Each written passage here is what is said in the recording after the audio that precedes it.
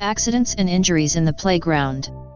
Playgrounds should be a place for children to have fun, but they can also be a place where accidents and injuries occur. It's estimated that approximately 20,000 children go to the emergency room every year due to suffering from injuries and accidents that took place on a playground. Many of these injuries take place in play areas that are located in daycare facilities and schools, which are areas where we assume would be safe. When playing, children often climb, slide, swing, jump, and run, and it's these activities that can prove to be harmful should they slip or fall.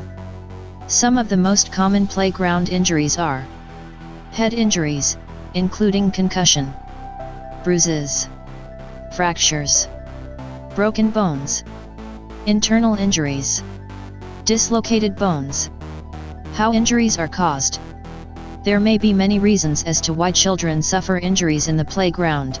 However, there are some reasons that appear to be a lot more common than some others. Poorly designed equipment. Playgrounds should be designed properly, ensuring that the risk to children is minimized. There is always a risk that a child will fall in the playground, but this risk could be minimized by using a soft surface that will reduce the likelihood of injuries should a child fall on it. Poorly maintained equipment. Playgrounds could be very old. Some may be more than 10 years old and they may have started to deteriorate.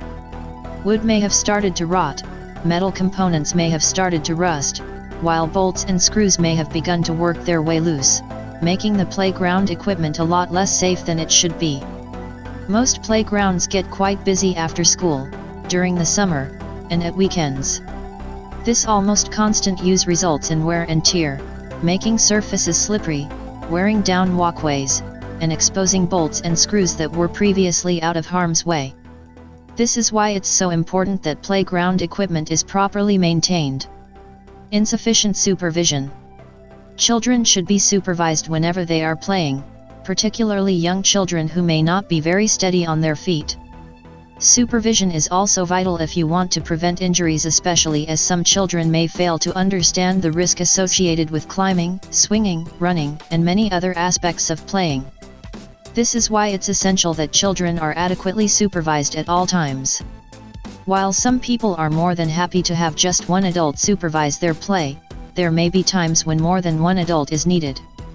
If young children are at play, there should be more than one adult supervising them, as there is always the potential for accidents to occur. Where liability lies.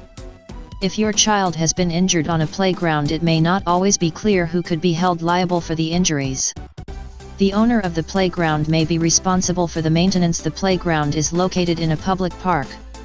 In cases such as these, the local municipality could be responsible. However, if the playground is located in a national park, the federal government could be responsible.